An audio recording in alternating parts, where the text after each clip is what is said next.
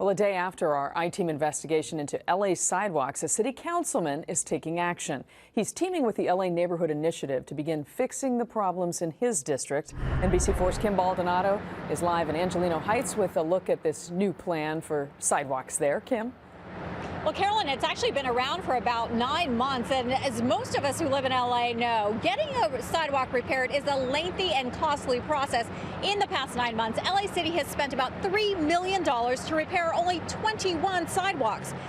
But in that same time, Councilmember Bernard Parks spent less than a third of that to repair 100 sidewalks by teaming up with private industry.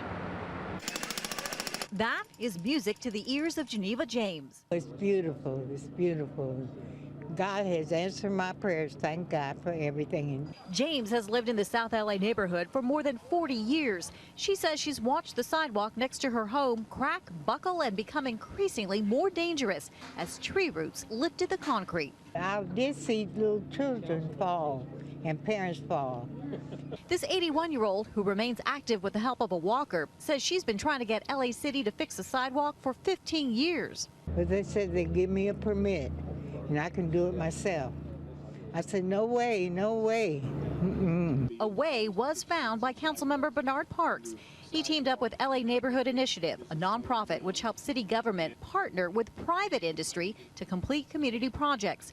Using discretionary funds each council member receives, Parks and the Neighborhood Initiative have hired private contractors to repair 100 sidewalks at a cost of about $7,000 each. That's probably over 60, maybe close to 70% cheaper than if the city had done it. Parks says more than $20 million in city funds are allocated for sidewalk repair, but only for sidewalks in front of city buildings. Repairs in residential areas are added to a very long list, which James is grateful to no longer be part of.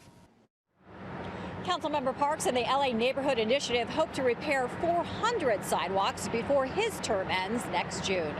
Reporting live from Angelino Heights, Kim Baldonado, NBC4 News.